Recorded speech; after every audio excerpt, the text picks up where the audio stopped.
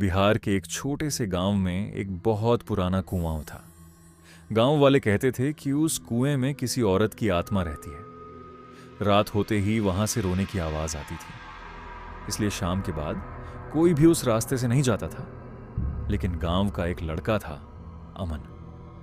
उसे इन बातों पर बिल्कुल भरोसा नहीं था। एक रात उसके दोस्तों ने उसे चैलेंज दिया, अगर तू सच में बहादुर है तो आज रात 12 बजे उस कुएं के पास जाकर दिखा। अमन हंसने लगा। उसने कहा, भूत वूत कुछ नहीं होता, मैं अभी चला जाता हूं। रात के ठीक 12 बजे अमन अकेला कुएं की तरफ निकल पड़ा। उसके हाथ में सिर्फ मोबाइल की टॉर्च थी।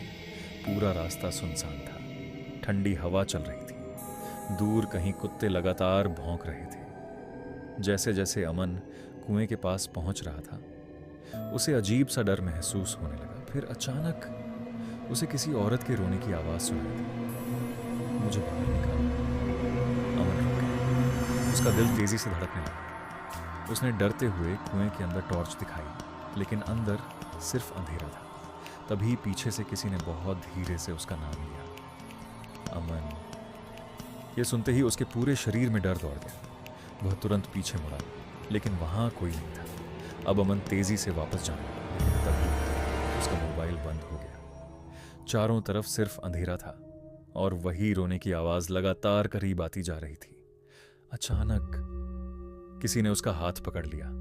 अमन डर के मारे जोर से चिल्लाया, कौन है?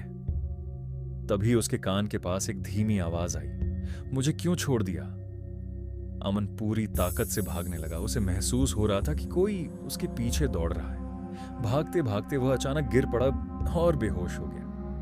अगली सुबह गांव वालों ने उसे खेत के पास पाया। जब अमन को होश आया तो उसके बाल आधे सफेद हो चुके थे। गांव वालों ने उससे पूछा, क्या हुआ था उस रात? लेकिन अमन सिर्फ एक ही बात बार बार बोल रहा था, वो अभी भी कुएं में है। और कहते हैं, आज भी हर रात 12 बजे उस पुराने कुएं से किसी औरत के रोने की आवाज आती है।